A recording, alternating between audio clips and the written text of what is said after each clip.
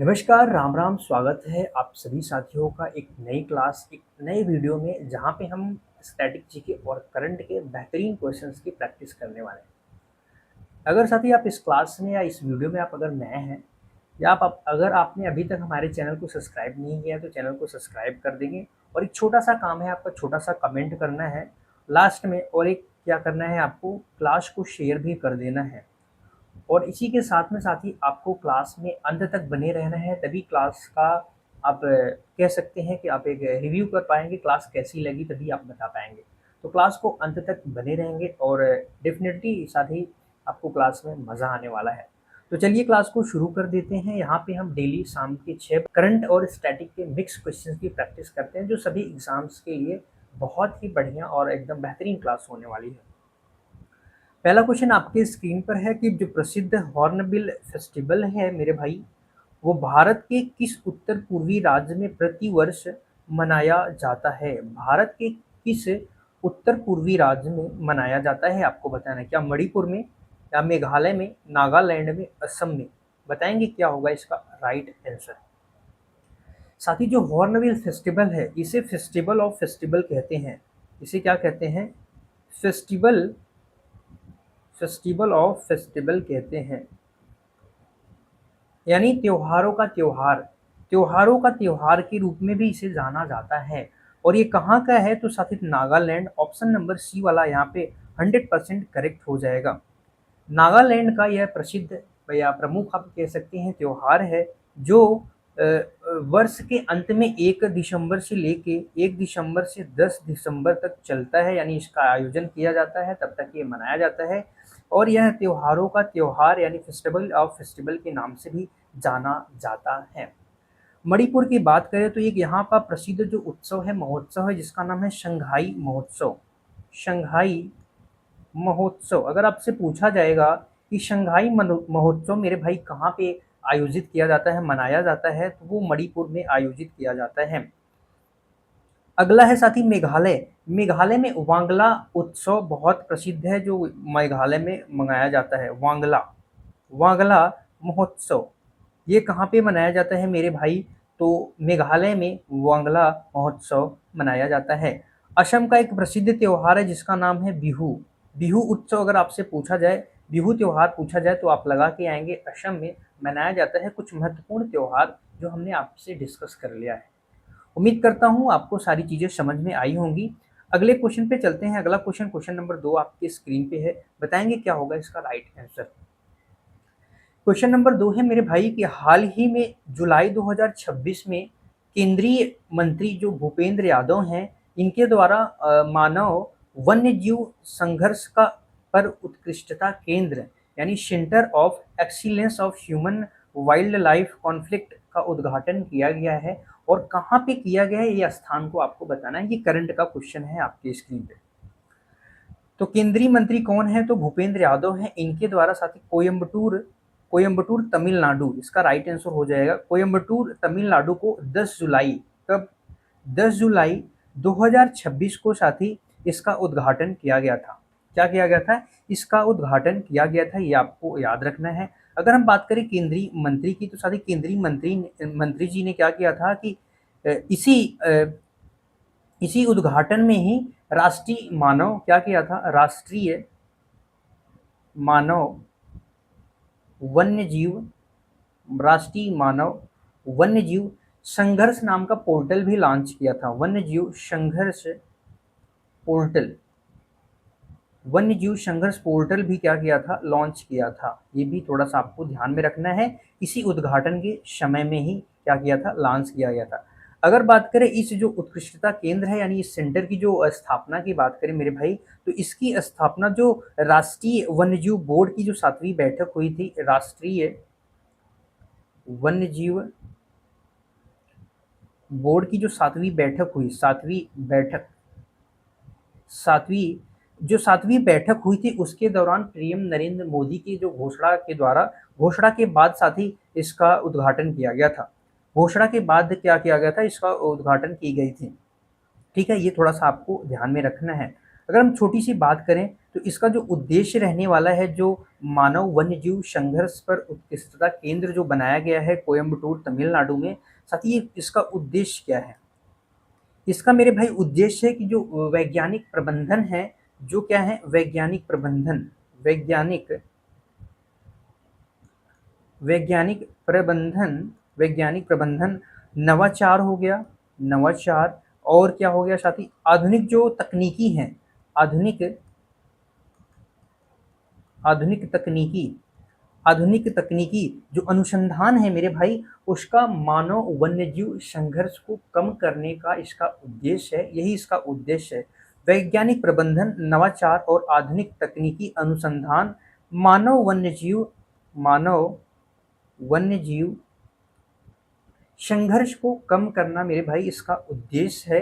ये थोड़ा सा आपको याद रखना है। इससे एक दो क्वेश्चन आपके बन सकते हैं कि राष्ट्रीय जो वन्यजीव बोर्ड है, इसकी 7वीं बैठक के तहत इसका क्या किया गया था, इसकी घोषणा की गई थी, बाद में इसकी घोषणा की गई थी, ये थोड़ा सा आपको याद रखना है। 10 जुलाई 2026 को इसका उद्घाटन किया गया, कहाँ पे, कोयम्बटूर तमिलनाडु में इसका उद्घाटन किया गया।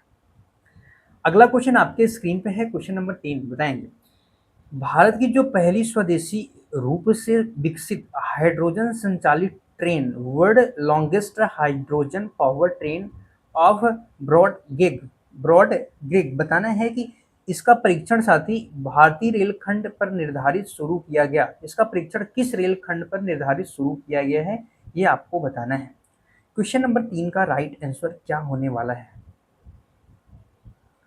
अगर बात करें साथी तो बोर्ड गेज, इसकी बात करें तो ब्रॉड गेज की बात अगर हम करें तो साथी यह जो ब्रॉड गेज है, इस प्लेटफॉर्म पर, ब्रॉड गेज प्लेटफॉर्म पर, इस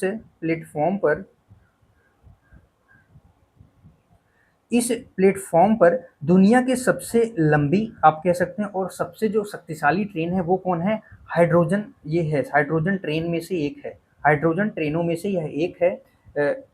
जो ब्रॉड गेज प्लेटफॉर्म है, इस पे साथी जो एक संचालित ट्रेन है, ये दुनिया की सबसे बड़ी हाइड्रोजन संचालित तेलों में से एक है, ये आपको याद रखना है। और ये जिंद के सोनीपत सेक्शन में क्या किया गया है, इसका जो है परीक्षण किया गया है। क्या किया गया है, इसका परीक्षण कहाँ पे किया गया है, हरियाणा में जिंद सोनीपत सेक्शन में किया गया है, ये थोड़ा सा आपको याद रखना है। जो साथी ये है लगभग 89 किलोमीटर लंबा रेलखंड है। ये लगभग कितना है, तो 89 किलोमीटर लंबा रेलखंड है, ये थोड़ा सा आपको ध्यान में रखना है।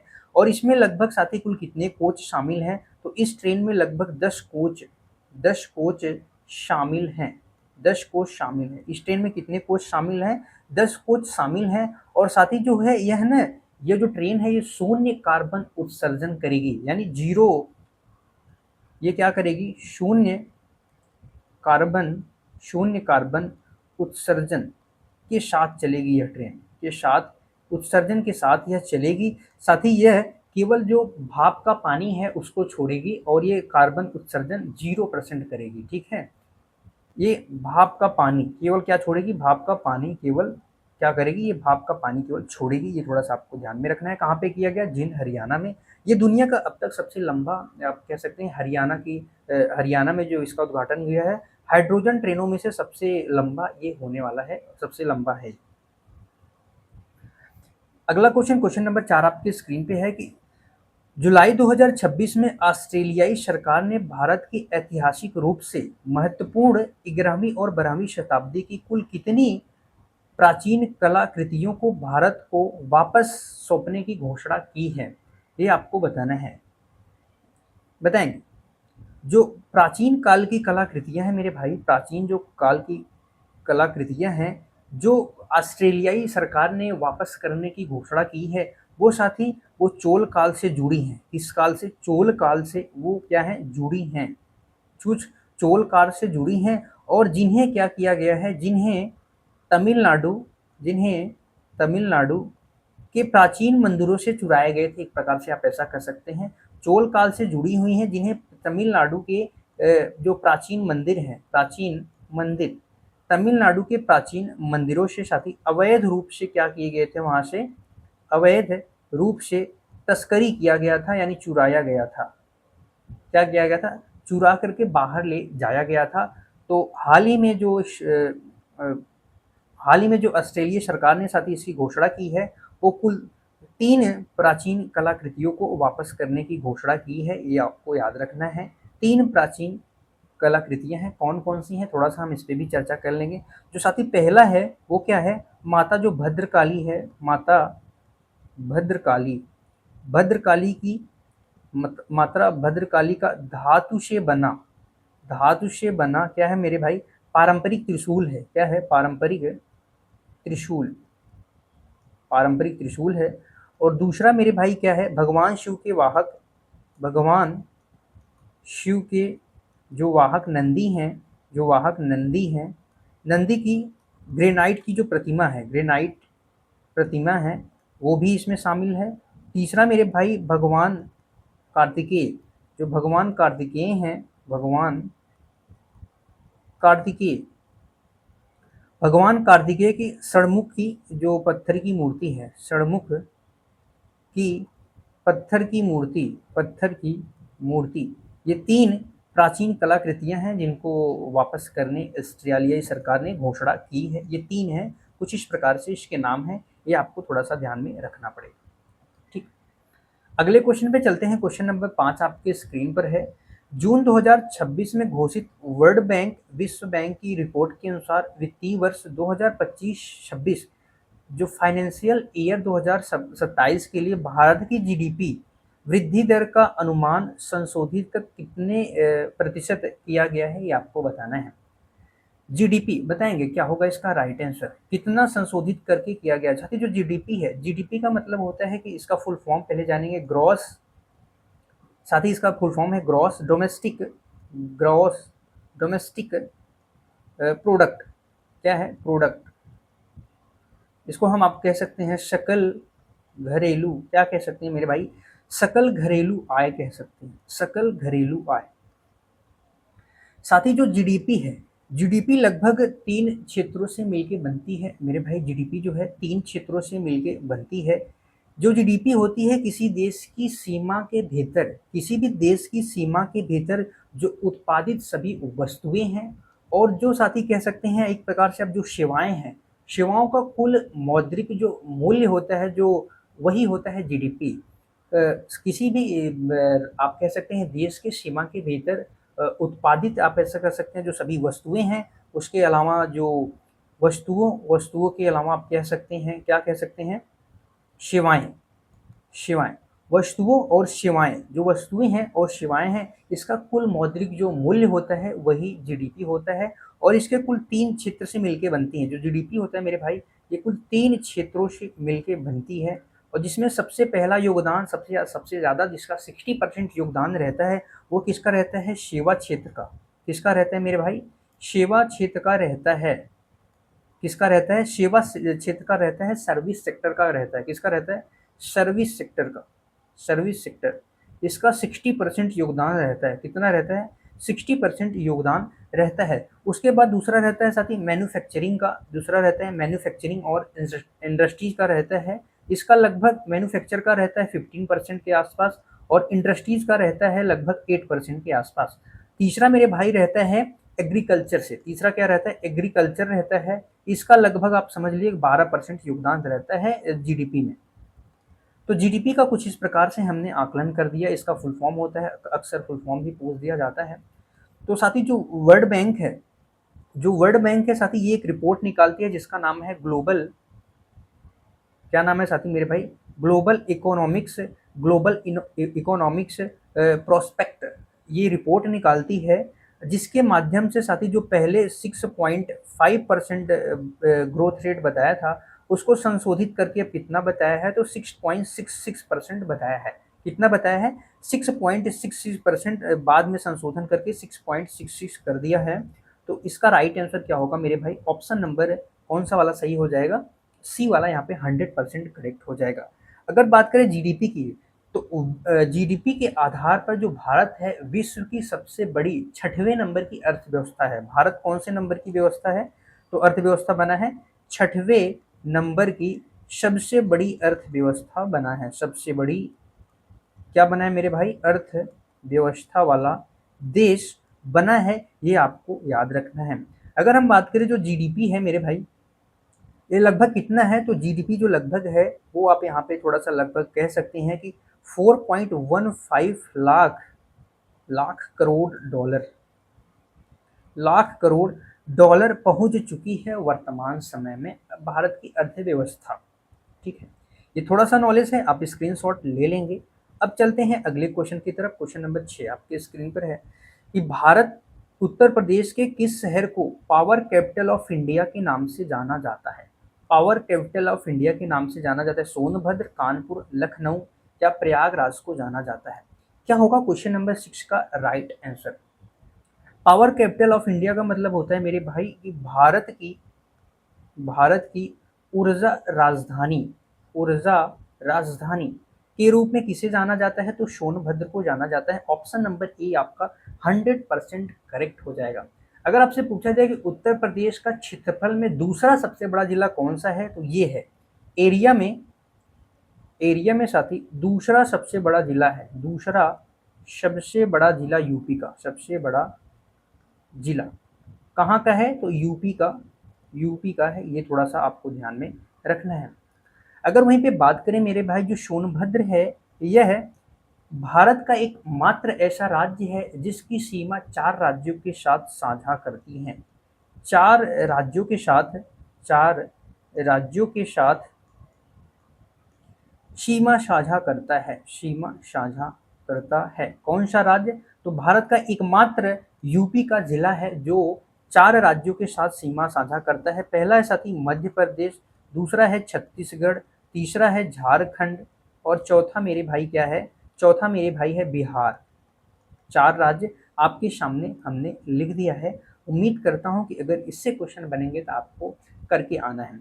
वहीं पे बात करें अगर कानपुर की, तो कानपुर के बारे में कुछ चीज़ें हैं जिनको हम यहाँ पे छाप लेंगे। साथ ही कानपुर को औद्योगिक रानी के रूप में जानते हैं, औद्योगिक राजधानी के रूप में जानते हैं। यूपी की औद्योगिक राजधानी अगर आपसे पूछी जाए तो आप बताएंगे कानपुर मेरे भाई है। उसके अलावा चर्म उद्योग के लिए भी बहुत प्रसिद्ध है, चर्म नगरी के लिए भी जाना जाता है। चर्म उद्योग के लिए बहुत प्रसिद्ध है, इसलिए चर्म नगरी के रूप में भी जाना जाता है। ठीक है, इतना आपको थोड़ा सा याद रखना है। बात करें लखनऊ की, तो लखनऊ को नवाबों का शहर के रूप में भी जाना जाता है।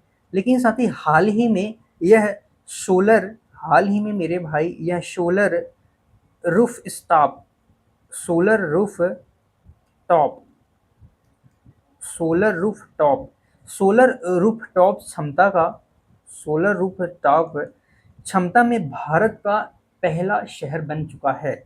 जो लखनऊ है हाल ही में सोलर रूफ टॉप क्षमता का भारत का नंबर 1 शहर बन चुका है लखनऊ, और इसे नवाबों के शहर के रूप में भी जाना जाता है। ठीक है, अगला क्वेश्चन, क्वेश्चन नंबर 7 आपकी स्क्रीन पर है।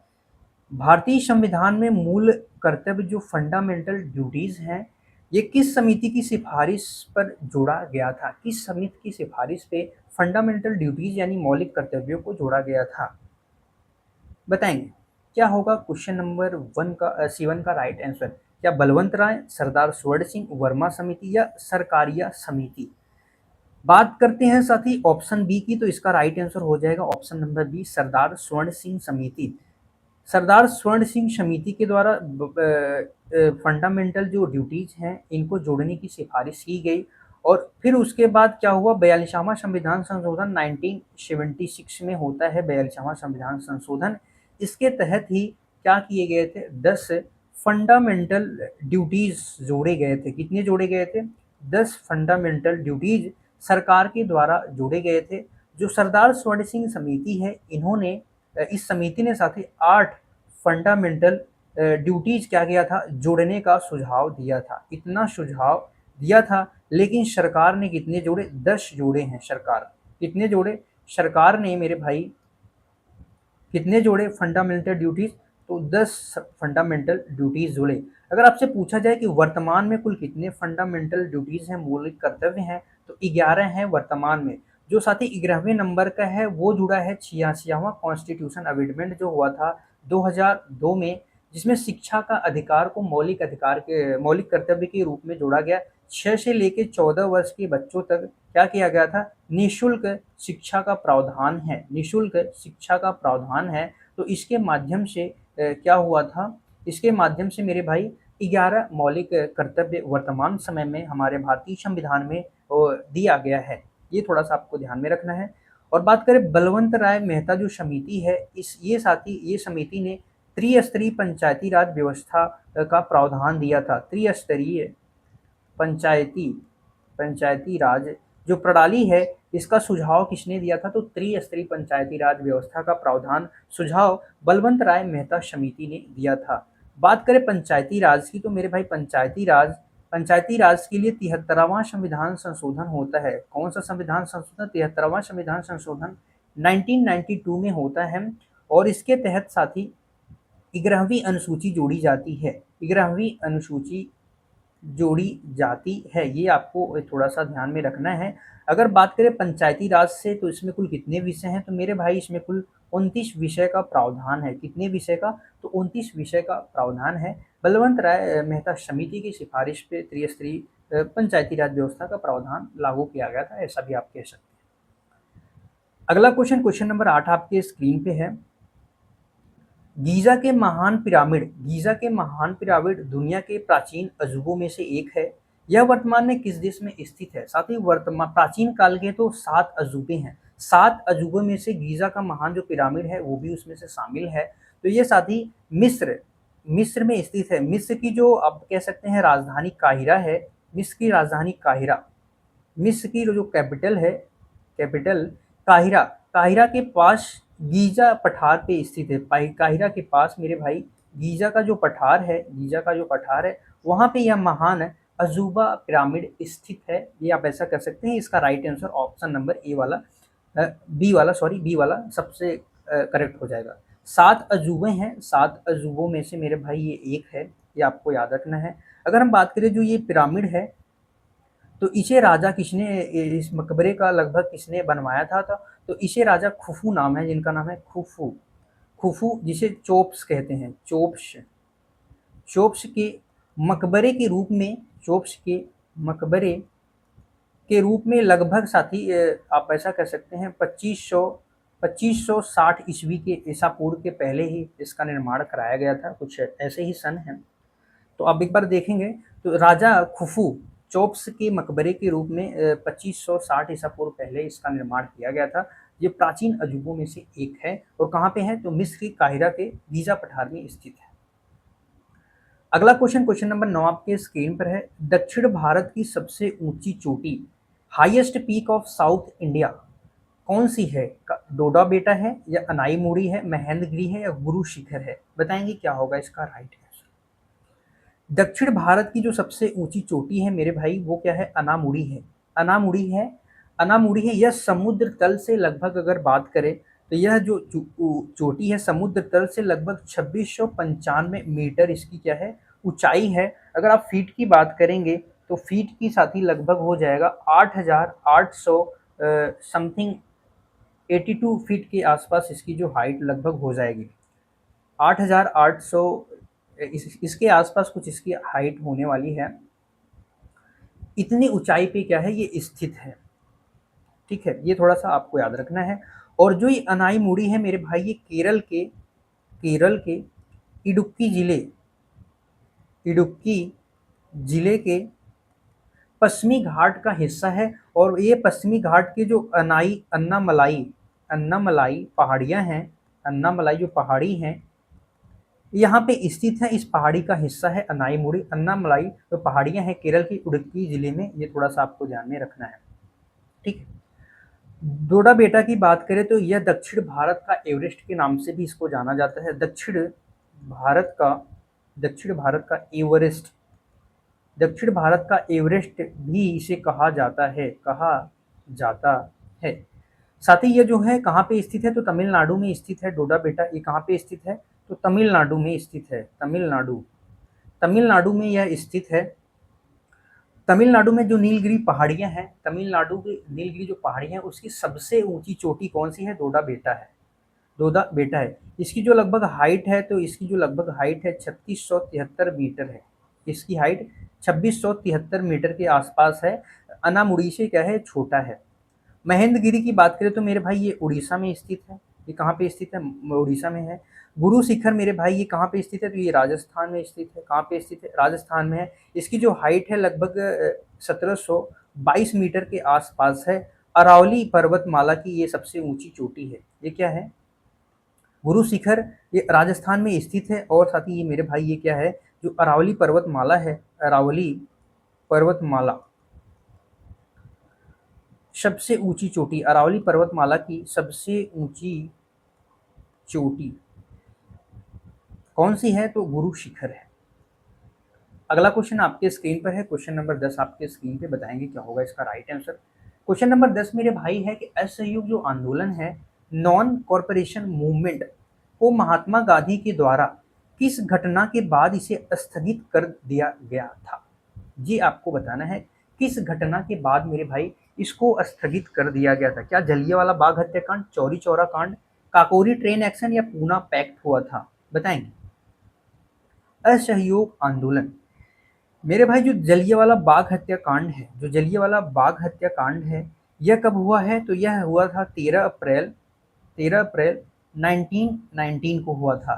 13 अप्रैल 1919 को जलियांवाला जब हत्याकांड हुआ था, ये कहाँ पे हुआ था, तो पंजाब के अमृतसर में हुआ था। अमृतसर में, पंजाब के अमृतसर में 13 अप्रैल 1919 को हुआ था। साथ ही जलियांवाला बाग हत्याकांड प्लस जो रॉलेट एक्ट आया था, जो रॉलेट एक्ट आया था 1919 का, इसके ही विरोध में असहयोग आंदोलन को शुरू किया गया था।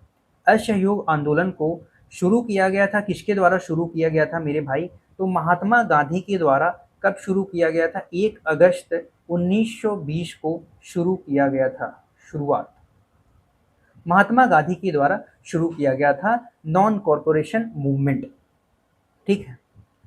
उसके बाद साथ ही शुरू किया गया था चौरी चौरा कांड। साथ ही चौरी चौरा नामक स्थान है कहाँ के, यूपी के गोरखपुर में। यूपी के गोरखपुर में बात है 4 फरवरी 1922 को। 4 फरवरी 1922 को जो वहाँ के प्रदर्शनकारी थे, प्रदर्शनकारियों की गुस्साए भीड़ क्या करती है, एक पुलिस स्टेशन में जाके साथ ही वहाँ पे आग लगा देते हैं। और उस आग की लपेट में आके जो अंग्रेजी आप कह सकते हैं पुलिसकर्मी वहाँ पे पुलिस स्टेशन में तैनात थे, वहाँ पे लगभग 20 से 22 पुलिसकर्मी क्या होते हैं, पूरी तरह से मर जाते हैं। पूरी तरह से जब वो लोग क्या होते हैं मेरे भाई, पूरी तरह से मर जाते हैं। तो जो गांधी जी थे वो परम अहिंसा के क्या थे, विरोधी थे, हिंसा के विरोधी थे, अहिंसा को मानने वाले थे। तो उन्होंने इस घटना के बाद ही क्या किया था, असहयोग आंदोलन को वापस कर लिया था। ऑप्शन नंबर बी वाला राइट आंसर हो जाएगा। कब वापस किया था, चौरी चौरा घटना के बाद असहयोग आंदोलन को वापस किया था 12 फरवरी 1922 को।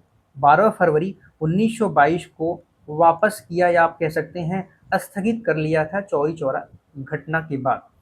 जलियांवाला बाग हत्याकांड मेरे भाई जब हुआ था, तो इसमें रविंद्रनाथ टैगोर को नाइटहुड की उपाधि दी गई थी अंग्रेजों के द्वारा। तो जलियांवाला बाग हत्याकांड के बाद ये क्या करते हैं, अपनी नाइटहुड की उपाधि जो होती है उसको लौटा देते हैं। कौन लौटाता है, टैगोर जी। टैगोर जी नाइटहुड की उपाधि जलियांवाला बाग हत्याकांड के बाद क्या करते हैं, लौटा देते हैं। काकोरी ट्रेन एक्शन, जिसे काकोरी कांड के नाम से भी जाना जाता है, इसमें क्रांतिकारियों के द्वारा ट्रेन को लूटा गया था। तो ये साथी कब हुआ था, तो 9 अगस्त 1925 को यह एक्शन या यह कांड हुआ था। ये आपको याद रखना है। इसके अलावा जो पूना पैक्ट हुआ था, कब हुआ था, तो 1932 में पूना पैक्ट हुआ था। भीमराव अंबेडकर और महात्मा गांधी के बीच हुआ था। किसके बीच हुआ था मेरे भाई, तो भीमराव अंबेडकर और महात्मा गांधी के बीच पूना पैक्ट हुआ था। कहाँ पे, पुणे के यरवदा सेंट्रल जेल में क्या हुआ था, यरवदा सेंट्रल जेल में मेरे भाई दलित वर्गों के लिए जो चुनावी सीटों का आरक्षण है उसको लेके पूना पैक्ट हुआ था। किसके किसके बीच, महात्मा गांधी और भीमराव अंबेडकर के बीच हुआ था, ठीक है। ये सारी चीजें थोड़ा सा आपको फैक्चुअल याद रखने की आवश्यकता है। अगले क्वेश्चन पे चलते हैं, क्वेश्चन नंबर 11 आपकी स्क्रीन पे है।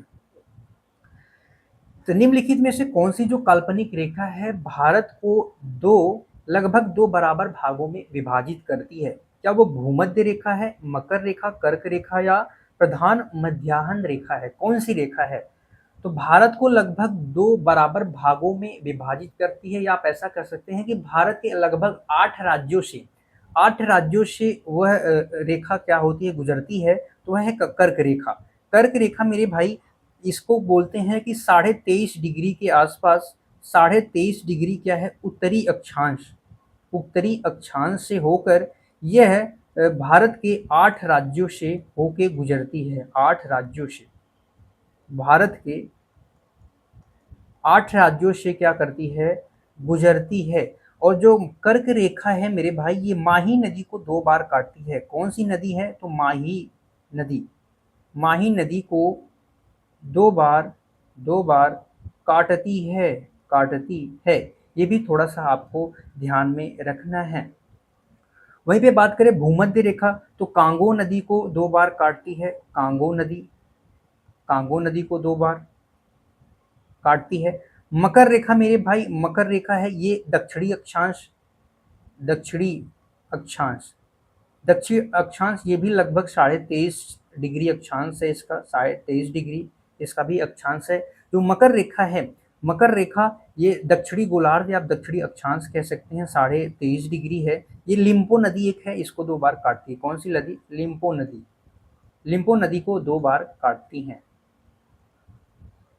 अगर आपसे पूछा जाए कि दो अक्षांश रेखाओं के बीच की दूरी कितनी होती है, तो दो अक्षांश रेखाओं के बीच की दूरी मेरे भाई 111 किलोमीटर होती है। दो अक्षांश रेखाओं के बीच की दूरी, दो अक्षांश रेखाओं के बीच की दूरी कितनी होती है? तो 111 किलोमीटर होती है। अगला क्वेश्चन नंबर 12 आपकी स्क्रीन पर है। प्रसिद्ध सैदपुर या भीतरी स्तंभ लेख उत्तर प्रदेश के किस जिले में स्थित है, जो गुप्त वंश के राजा अस्कंद गुप्त से संबंधित है? तो साथ ही यह एक बेसिक क्वेश्चन है, इसको आपको आंसर देना है। सैदपुर या भीतरी स्तंभ के लेखक उत्तर प्रदेश के किस जिले में स्थित है? तो उत्तर प्रदेश के गाजीपुर जिले में है, जो अस्कंद गुप्त से संबंधित है। गुप्त वंश के राजा अस्कंद गुप्त से सीधा संबंधित है, ये आपको याद रखना है। यहाँ पे छोटी सी एक इंफॉर्मेशन जौनपुर के बारे में देते हैं। जौनपुर को साथी मध्यकाल में मध्यकाल में इसे सिराज ए हिंद के नाम से जाना जाता था। सिराज ए हिंद के नाम से मध्यकाल में जौनपुर को जाना जाता था। साथ ही इसे पूर्व का सिराज भी कहते हैं। पूर्व का सिराज इसे कहते हैं, तो जौनपुर को कहते हैं। ये थोड़ा सा आपको ध्यान में रखना है। अगले क्वेश्चन पे चलते हैं। अगला क्वेश्चन नंबर 13 आपकी स्क्रीन पे है कि किस राज्य में मुख्यमंत्री की नियुक्ति संविधान के किस अनुच्छेद के तहत राज्यपाल के द्वारा की जाती है? राज्यपाल के द्वारा की जाती है। साथ ही जो राज्य सरकारें, इसका जो प्रावधान है भाग 6 में है। इसका प्रावधान भाग 6 में है। और अगर आपको आर्टिकल पढ़ना है तो 152 से लेके 237 तक आप पढ़ सकते हैं। 237 तक आप पढ़ सकते हैं। राज्य सरकारों के संबंध में जो प्रावधान है, सभी प्रावधान भाग 6 में और आर्टिकल 152 से लेके 237 तक इसका प्रावधान दिया हुआ है। तो और इसका जो मुख्यमंत्री पद की नियुक्ति राज्यपाल के द्वारा की जाती है, इसका वर्णन आर्टिकल 164 में इसका वर्णन है। तो ऑप्शन नंबर ए यहाँ पे करेक्ट हो जाएगा। इसके बाद अगर बात करें जो 115 है आर्टिकल, साथी इसमें राज्यपाल की नियुक्ति राष्ट्रपति द्वारा की जाती है, इसका प्रावधान है। यानी राज्यपाल की जो नियुक्ति होती है, राज्यपाल की नियुक्ति किसके द्वारा? राष्ट्रपति के द्वारा। इसका जो प्रावधान है तो इसमें आर्टिकल 155 में दिया गया है। आर्टिकल 168 में साथी जो राज्यों के विधानमंडल के गठन का प्रावधान है, राज्यों के जो विधानमंडल इनके गठन का प्रावधान अगर आपसे पूछा जाए तो किस आर्टिकल में? आर्टिकल 68 में है। और वहीं पे बात करें मेरे भाई भाग 18 की, तो भाग जो 18 है वो किससे संबंधित है? आपात उपबंध से संबंधित है, जिसमें आर्टिकल 352 से लेके 360 तक सारे आपात के बारे में ही इससे संबंधित है। उसी में से एक आर्टिकल है आर्टिकल 356। जब राज्य के संवैधानिक तंत्र जब विफल हो जाते हैं, उस केस में राष्ट्रपति शासन लगाया जाता है। कौन सा शासन लगाया जाता है? राष्ट्रपति शासन। राष्ट्रपति शासन लगाया जाता है संवैधानिक राज्यों में संवैधानिक तंत्र विफल होने पे आर्टिकल 350C प्रावधान के तहत। ठीक है, अगले क्वेश्चन पे चलते हैं। अगला क्वेश्चन, क्वेश्चन नंबर 14 आपके स्क्रीन पर। आपको बताना है कि जो प्राइमरी कलर हैं निम्नलिखित में से कौन से होते हैं। प्राइमरी कलर आपको मेरे भाई बताना है। तो प्राइमरी कलर यहाँ पे आपको याद रखेंगे, RBG से याद रखेंगे, रेड, ब्लू और ग्रीन। ऑप्शन नंबर बी वाला यहाँ पे 100% करेक्ट हो जाएगा। और जो यहाँ पे पीला मेरे भाई दिया हुआ है, पीला, ये द्वितीयक रंग है, क्योंकि ये जो होता है लाल प्लस हरा के संयोग से बनता है। प्राइमरी रंग वे रंग होते हैं जो बिना किसी नेचुरली होते हैं, बुनियादी रंग होते हैं जो किसी के संयोग से नहीं बनते हैं, और इनके संयोग से बाकी अदर द्वितीयक रंग बनाए जाते हैं। ये साथी हरा रंग हो गया, जो पीला है ये हरा रंग है। जो मैजेंटा है साथी, ये लाल और नीला से बनता है, लाल और नीला से बनता है। ये आपको जो सियान है ये भी साथी बनाए जाते हैं, तो ये भी द्वितीयक रंग के अंतर्गत आते हैं। अगला क्वेश्चन 15, क्वेश्चन नंबर 15 आपकी स्क्रीन पे है। बताएंगे क्या होगा इसका राइट आंसर। भारत में राष्ट्रीय खेल नेशनल स्पोर्ट्स डे प्रतिवर्ष किस तिथि को मनाया जाता है? क्या 29 अगस्त को, 11 जुलाई, 5 सितंबर, 28 फरवरी को मनाया जाता है? तो साथ ही बात है 29 अगस्त की। 29 अगस्त की मेजर ध्यानचंद, जो महान हॉकी खिलाड़ी थे मेजर ध्यानचंद्र, उनकी आप कह सकते हैं major Dhyanchand, major Dhyanchand, major Dhyanchand की जयंती पर, मेजर ध्यान जी की जयंती पर 29 अगस्त को क्या मनाया जाता है? प्रतिवर्ष राष्ट्रीय खेल दिवस के रूप में मनाया जाता है। मेजर ध्यानचंद जी को क्या कहा जाता है? हॉकी का जादूगर, हॉकी का जादूगर कहा जाता है मेजर ध्यानचंद जी को। 11 जुलाई को मेरे भाई विश्व जनसंख्या दिवस मनाया जाता है, विश्व जनसंख्या दिवस के रूप में मनाया जाता है। वहीं पे अगर हम बात करें 5 सितंबर की, तो 5 सितंबर को शिक्षक दिवस के रूप में मनाया जाता है। शिक्षक दिवस के रूप में कब मनाया जाता है? तो 5 सितंबर को मनाया जाता है। डॉक्टर सर्वपल्ली राधाकृष्ण की जयंती पे शिक्षक दिवस मनाया जाता है। सर्वपल्ली जो राधाकृष्णन की जन्मदिवस पे मनाया जाता है। 28 फरवरी को साथी जो रमन प्रभा की खोज, सीवी रमन की जयंती पर ही क्या मनाया जाता है? राष्ट्रीय विज्ञान